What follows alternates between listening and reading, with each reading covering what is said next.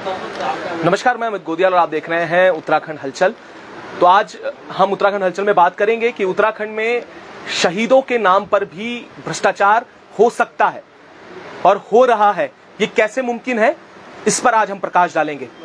आपने सुना होगा कि एक घोषणा होती है जिसमें प्रदेश के 5वें धाम की नींव रखने की बात कही जाती है, जिसका नाम रखा गया सैन्य धाम।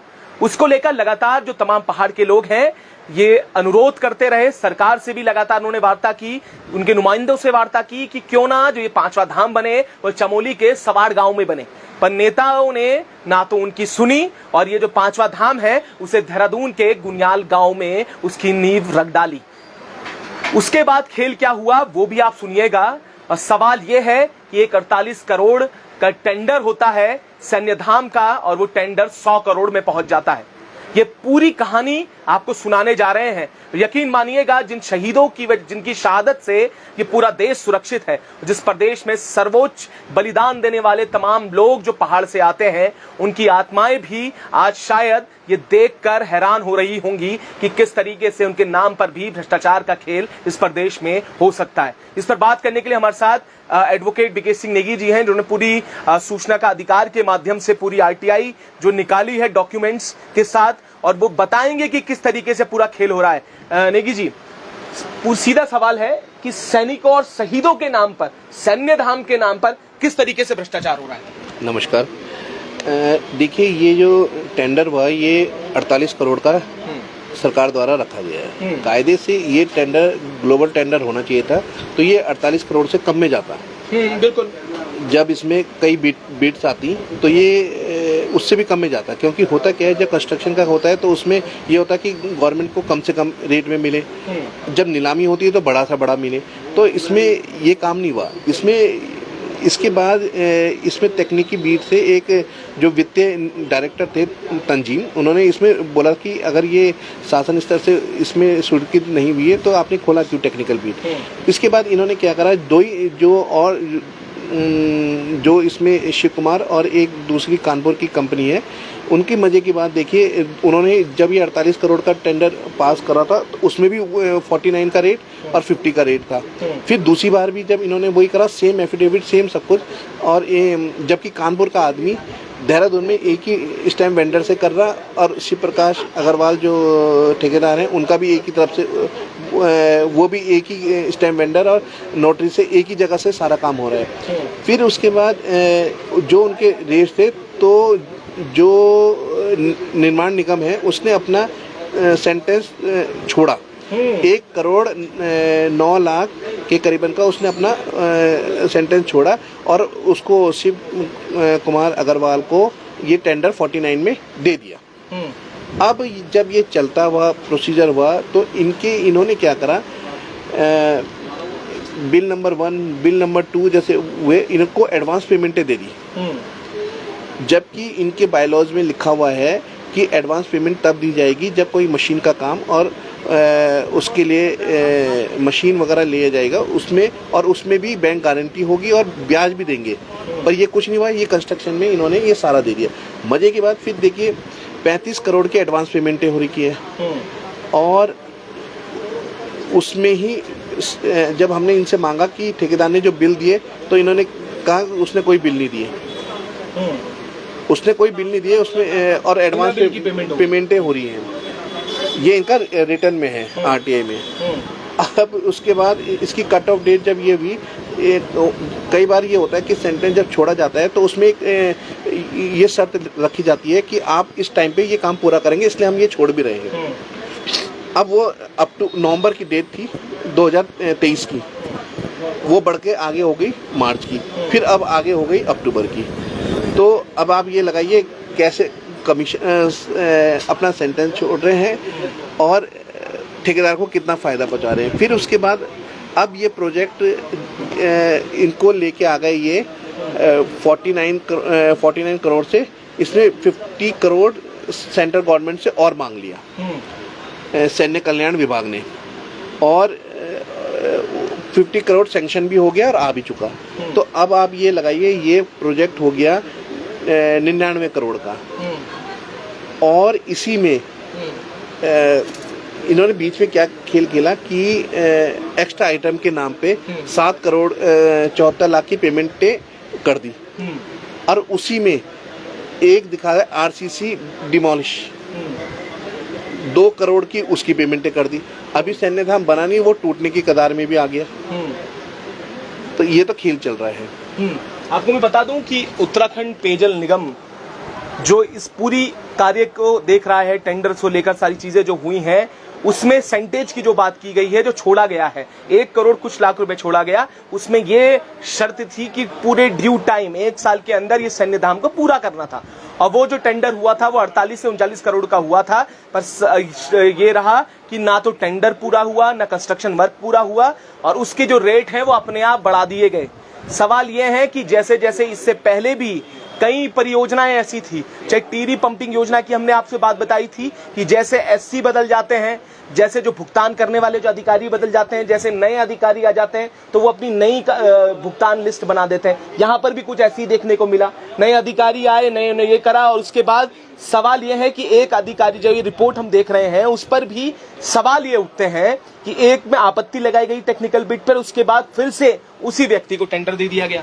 ये सब कुछ इसमें हुआ है। इसमें मजे की बात ये है कि ये प्रोजेक्ट दिया गया विकास नगर यूनिट को, और इसमें प्रोजेक्ट मैनेजर बनाए गए रविंद्र कुमार और उनके साथ 1-2 कर्मचारी जो और रहे। अब मजे की बात, रविंद्र कुमार का ट्रांसफर होता है देहरादून, ये पूरी यूनिट उनके साथ आ जाती है, उन्हीं के साथ पूरा प्रोजेक्ट आ जाता है, और इसमें ये सारा खेल चला आ रहा है। अब मजे की बात आप इसमें ये देखिए, जो ड्राइंग जब डीवीआर तैयार होती है तो एक कॉस्ट हो जाती है पूरी, थोड़ा बहुत ऊपर नीचे चलता है। मान लो 49 का इन्होंने करा है, उसमें 51 के करीबन की बढ़ोतरी हो सकती है, ऊपर नीचे चलता है प्रोजेक्ट अगर कोई बनाता है। पर लेकिन दिक्कत क्या है, यहाँ तो 100% बढ़ गया।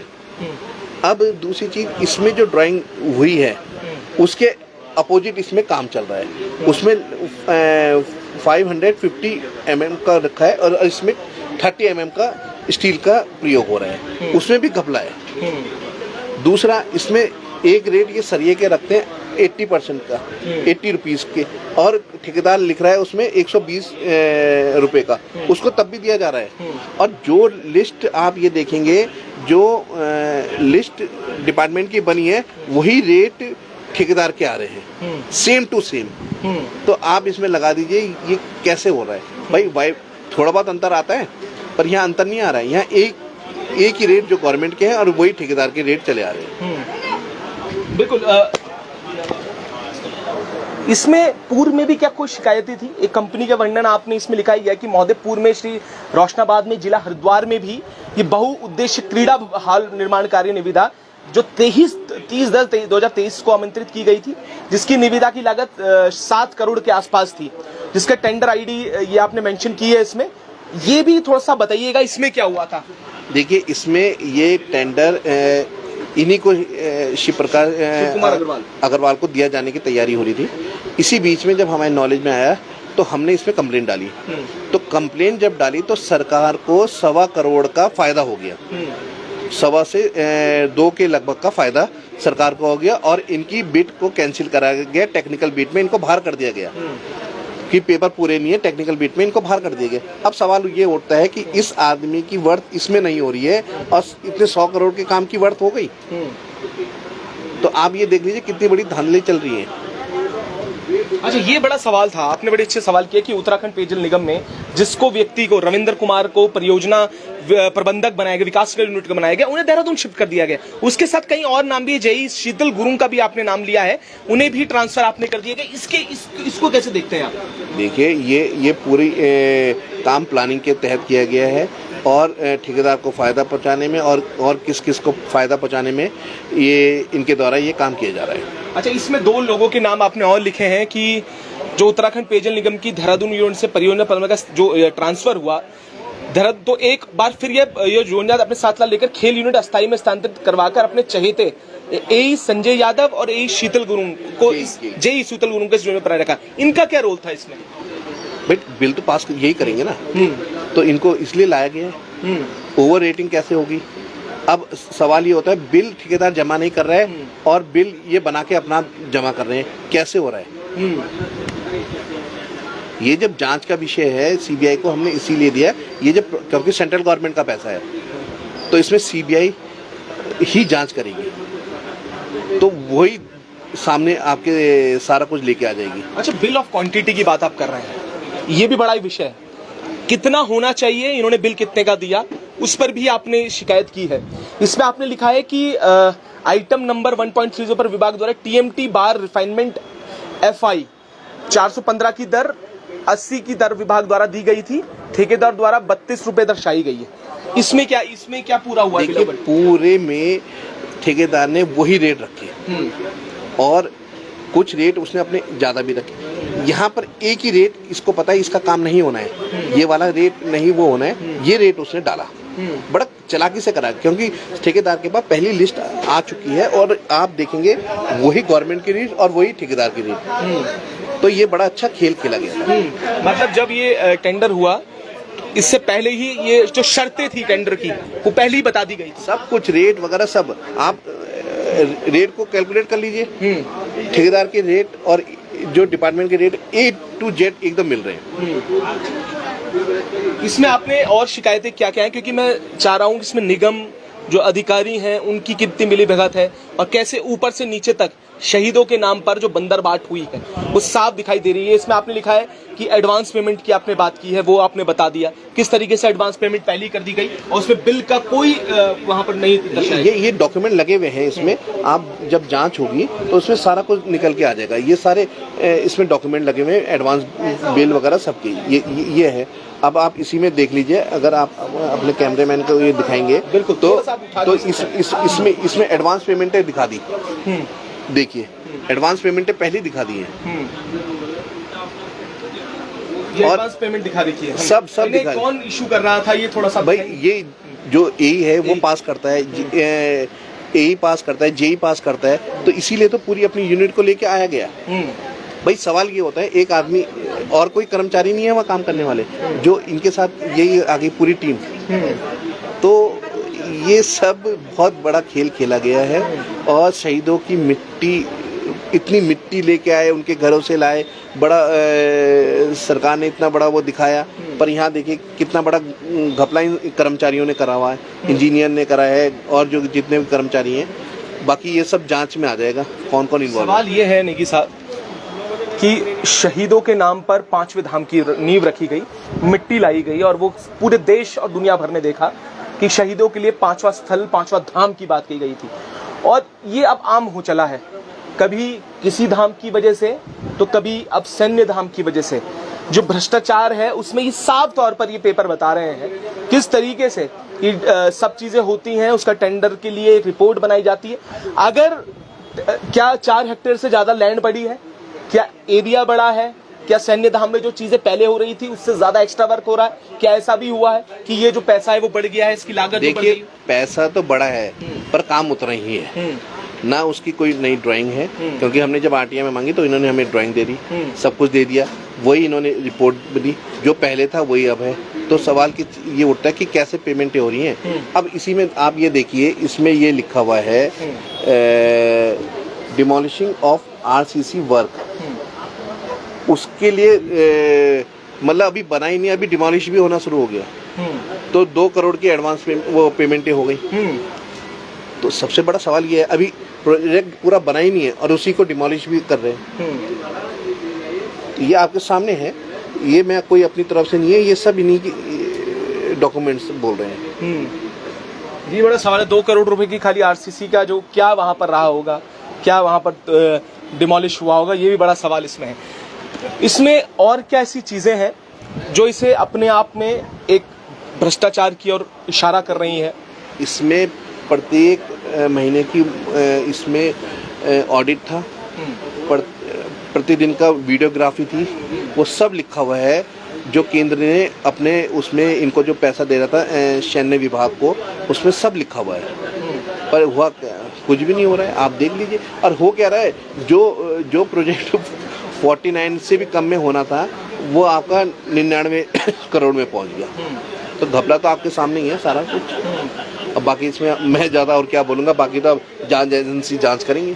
अब सवाल ये है कि ये खाली परियोजनाओं में नहीं होता, पंपिंग परियोजनाओं का ये हालात नहीं है, सैन्य धाम जो बन रहा है उसके भी यही हालात हैं। एक ऐसे ही टीवी में भी यही हुआ है जिसको लेकर विधायक जो हैं किशोर उपाध्याय ने आवाज उठाई है। जो कई साल से जो पंपिंग परियोजना चल रही है वो ना तो आज तक बन पाई है, उसके जो दर है वो जरूर बढ़े हैं।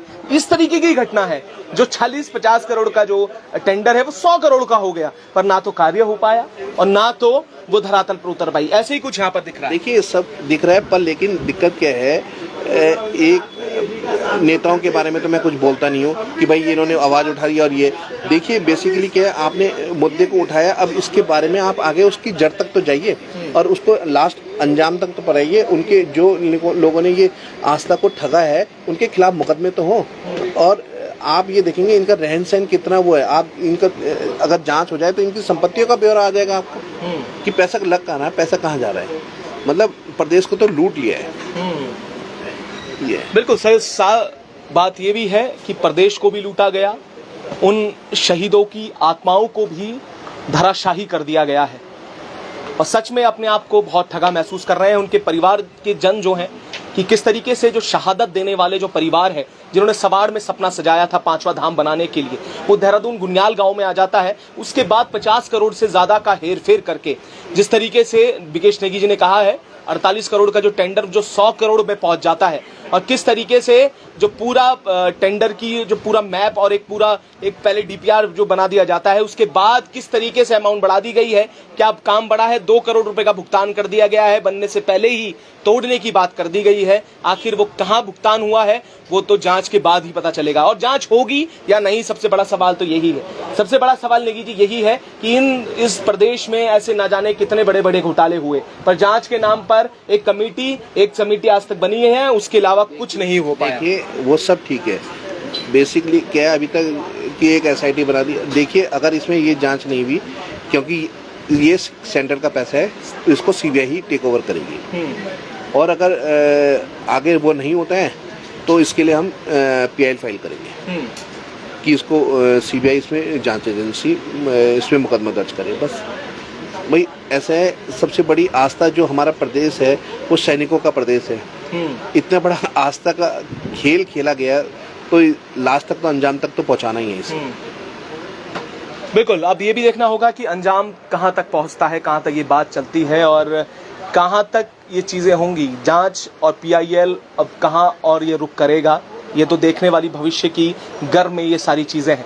पर इस मामले पर हम भी लगातार हैं, क्योंकि बड़े आपने परसों ही शायद ये प्रेस कॉन्फ्रेंस कर दी थी और शायद अब नया आप आया हो, ये सुर्खियों में ना आप आए हो, पर जो उसके आसपास रहते हैं, जो गुनियाल गांव के आसपास रहते हैं, जो उत्तराखंड में आसपास रहते हैं, जो शहीदों की वो तपस्या और जो बलिदान को मानते हैं, तो जरूर याद रखिएगा कि इसको शेयर करना भी आपकी जिम्मेदारी है और आपके ही जैसे संज्ञान में आए और लोगों तक पहुंचाना, उस हर एक परिवार तक पहुंचाना जिनके घर से एक शहादत हुई है और जिनके नाम पर, जिन शहीदों के नाम पर धाम की जगह किस तरीके से जो विभाग है वो ये पूरी खुली लूट कर रहा है, और कौन लोग इसमें शामिल है वो सीबीआई की जांच के बाद दूध का दूध और पानी का पानी हो जाएगा। हम भी लगातार इस पर आपको अपडेट करते रहेंगे, तब तक ले जुड़े रहिएगा और देखते रहिएगा उत्तराखंड हलचल।